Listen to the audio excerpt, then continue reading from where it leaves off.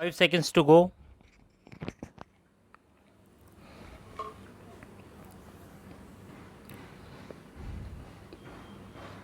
Start. Mr. Deputy Chairman, Sir, I rise to support the bill as it proposes to amend the Constitution in a manner so that the most important and the urgent need of our people may be included in our Constitution as fundamental right. Right to work is the essential condition of our existence as a human being. You know, sir, through work, man distinguishes himself from beast and develops his capability to be the master of his fate and controls the nature and build up the civilization. This power to work helps him to control the nature and to use it in his interest. He produces his bread and thus continues his existence. Without work, how can a man earn his livelihood? So, it is absolutely related to the question of his existence. But today, this existence of man is challenged in our country. The unending queue of unemployed people is increasing day by day. There is no security of his existence as he has no means of production at his disposal. In a developing country like ours, the unemployment problem is the most burning problem. We have no opportunity to work and no right to work. The number of unemployed people registered with the employment exchanges in our country is more than 2 crores. But this is not the real picture. In the rural areas, the uneducated masses of unemployed youth do not register their names with the employment exchange offices. The agricultural laborers, poor peasants from the bulk of the rural are unemployed. Besides, they do not get jobs for all the time throughout the year.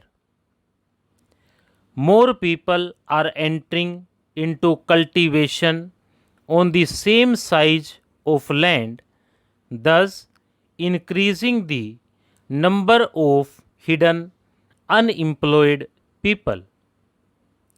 The rural poor, such as agricultural laborer, bonded laborer, poor peasants, etc., are the major part of rural unemployed. With them, the other sections of the small and middle peasantry and rural artisans are gradually losing their land and their small means of production. Sharecroppers are being evicted from the land, and sharecroppers day by day are getting more and more impoverished. The middle class people are also the most unfortunate victims of unemployment. Workers are thrown out of their jobs due to lockout, closure, and recession in the economy. Taking all of them together, The number of unemployed in our country works out to be more than 6 crores. But how can they live without a job? After 65 years of our independence, the ruling class is far behind in getting these people out of this problem. We are making plans one after another. But what is the result? After the first 5-year plan, the number of the registered unemployed people stood at 20 lakhs. After the second 5-year plan, it rose to 35 lakhs. After the third 5-year plan, it crossed the line of 53 lakhs.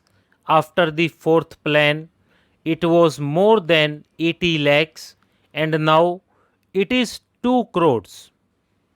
This is the reality in spite of the ruling party's tall talks of socialistic pattern of society, democratic socialism, and ultimately socialism and new economic program. The ruling party have been crying from the housetops about the so called socialism in our country. The number of unemployed in the country has been increasing because their socialism is a fake socialism and it is to deceive the people only. They talk of socialism only because they know people love and like it. People believe that without socialism, unemployment problem cannot be solved. What is socialism? It is only the scientific socialism which is the real socialism and which abolishes exploitation of man by man, which abolishes private property system in the economy, which takes the means of production in the hands of the state and which guarantees the right to work. But in our socialism, the rich becomes richer and poor becomes poorer. This is really capitalism under the guise of socialism. This is fake socialism and this is only to deceive the people. Can we claim of building socialism without making the right to work as a fundamental right? We cannot. In all the socialist countries, this right to work is guaranteed by the constitution as a fundamental right.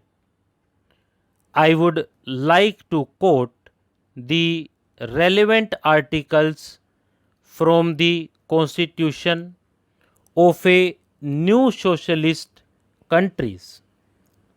Article 40 of the erstwhile USSR Constitution says that the citizens of the USSR have the right to work, that is, to guaranteed employment and pay in accordance with the quantity and quality of their work and not below the state established minimum, including the right to choose their trade of profession. Article 49 of the Constitution of China says citizens have the right to work. To ensure that citizens enjoy this right, the state provides employment in accordance with the principle of overall consideration and on the basis of increased production, the state gradually increases payment for labor, improves working conditions, and strengthens labor protection. Stop.